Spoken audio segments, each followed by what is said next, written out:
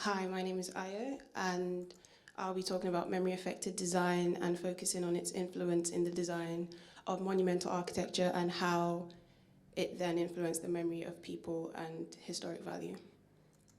So first of all, I'll be defining monument and memory as separate concepts, and then we'll diverge into its relationship and how it affected people.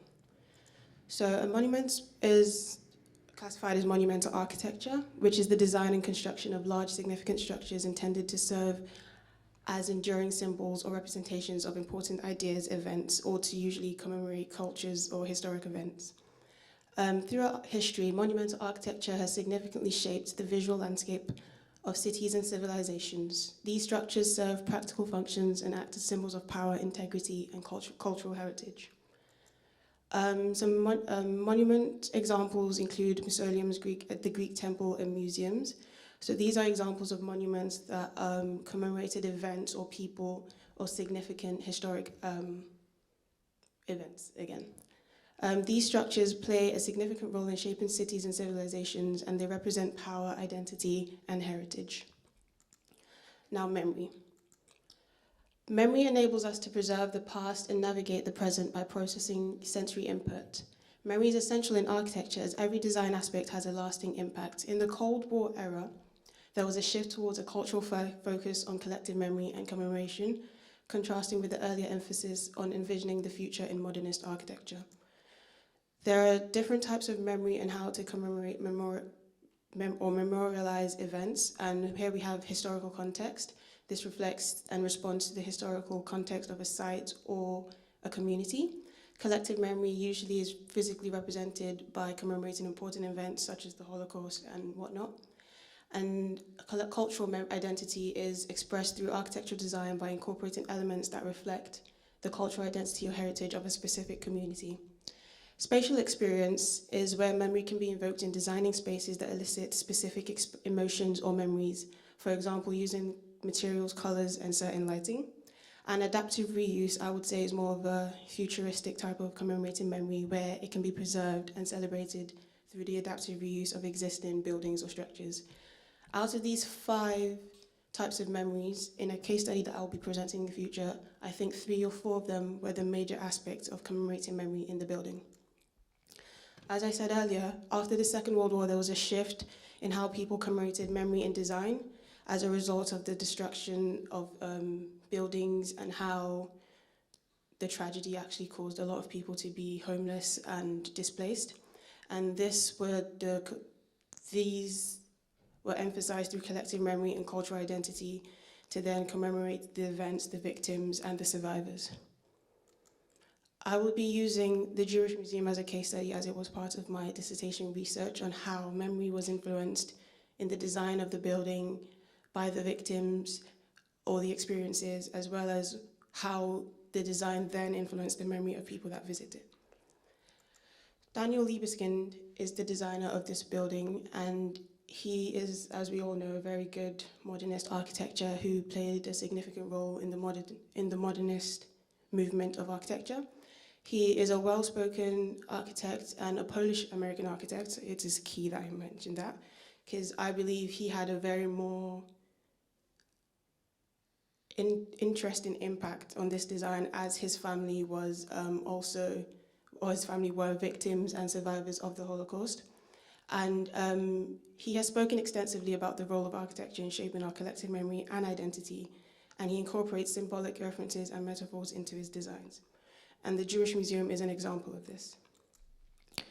The Jewish Museum was based on 3 major axes, which was the axis of continuity, exile, and death. And this expresses the things that, or feelings that the Holocaust victims went through. And in his design, the axis of continuity, you first of all descend into the lower ground, moving from the initial Jewish Museum, as this is an extension of it.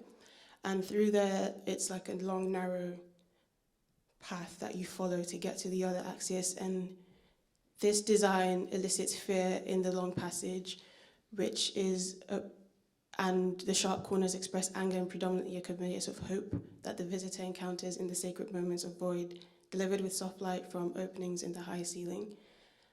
The other axis was the axis of exile, which leads to the Garden of Exile.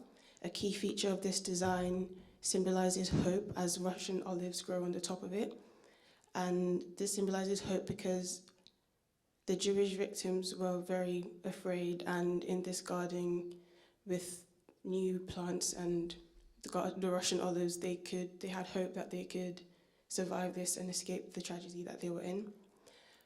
The tower, which is leading from the axis of death, is a tall, dark and empty room intended to evoke a sense of isolation and despair, with visitors forced to confront the tragedy and what people went through, and also how this could play a future role in ensuring that it never happens again, and that people don't forget what these people went through or experienced in general. Another key feature of the design was the memory voids that were filled with masks that are metal plates actually. So if you walk along this, you have the feeling that is evoked by the sounds made as you step on the masks in this very tall and narrow space as well. So that visitors also will experience the kind of despair and fear once again that the actual victims went through. And this way it imprints on the memory of the visitors as well, leaving them with an impact and knowledge based on what happened.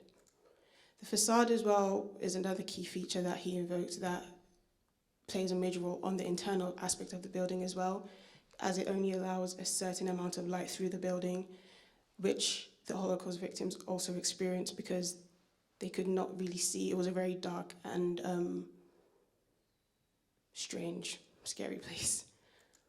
So moving forward, how can we now use this to implement memory in the design of the future and today, basically? And I focused on the major things that we could memorialize today, such as the COVID-19 pandemic that we have thankfully left, the ongoing refugee crisis, and one that we're very familiar with as future architects, the climate emergency. The reason I chose these three today is because although they're not as tragic as the Second World War or the Holocaust, these are things that we have or are experiencing right now, or what is going on. And these memories can affect design today because as architects, there's a lot that we can incorporate or learn from and incorporate in the designs of what happened, especially in the COVID-19 pandemic, when a lot of us resorted to working from home and not being able to socialize as we usually do. The climate emergency plays a major role, especially for architects, in like the materials we use, the way we build buildings, adaptive reuse, biophilic designs, and so on, and the ongoing refugee crisis and how to mitigate such crisis and provide accommodation for those in need. The climate emergency is one I'll focus on today as it is more relatable to all of us, as it is a crisis and a multidimensional challenge that requires collective efforts and collaboration across cities, governments, businesses, and so on. Mitigating its impacts and building a sustainable future necessitates transformative changes in energy, transportation, agriculture, and other sectors. Architects can shape and build environments to promote sustainability, resilience, and well-being.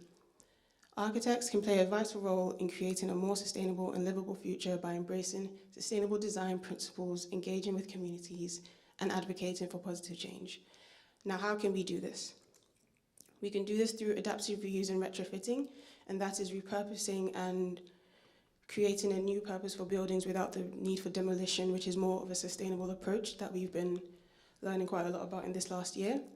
Another key example is creating living memorials instead of static memorials, like how we build buildings. We could create living memorials in terms of parks that could become interactive spaces, and people can all interact and come together to commemorate such event.